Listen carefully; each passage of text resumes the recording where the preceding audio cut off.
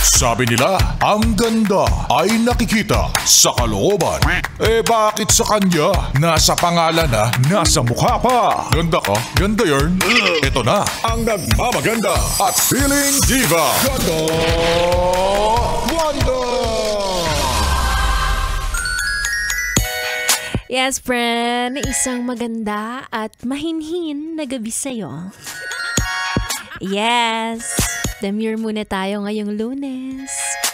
Para maiba naman. Alam kong Monday ngayon at marami na namang rason para mainis ka gaya ng traffic, presyo ng gasolina, katrabaho mo, o mismong trabaho mo. Alam mo, hindi mo na ako makikisabay sa inyo, sa mga kaguluhan ninyo. Pero sana ang kapayapaan ay sumainyo. Charot, di ko na kaya.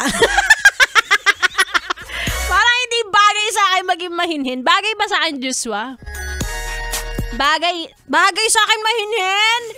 Ikaw lang nagsabi niyan porque tayo mo sa tunay na ugali ko.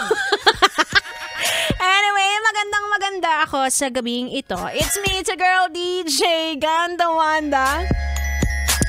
Na mahinhin ngayon dahil sakitin. O, sino ba yung pumapalit sa akin nung wala ako, ha? May nababalitaan ako na pinalitan ako daw ng tinatawag na Ganda Wandax. Pinaggagawa nyo sa akin. Ang hirap magkasakit, ha? Imbis na sinasabihan nyo ako ng get well soon, inaano nyo ako dito. Gusto nyo makita, tinutukoy ko. Ayan, check nyo sa aming social TV. yesfm.com.ph. Anyway, sumama na kami sa akin, medyo pinahinga ko lang ang aking lalamunan sa kakachismis. Yes, friend. Kaya sana ikaw rin, unahan mo na ng pahinga yung bunganga mo bago ka maparasahan gaya ka. Kaya naman ituloy na natin tugtugan at wag mo nang ilipat yan. Eto naman, nagpamis lang ako, pinaltan mo ako agad.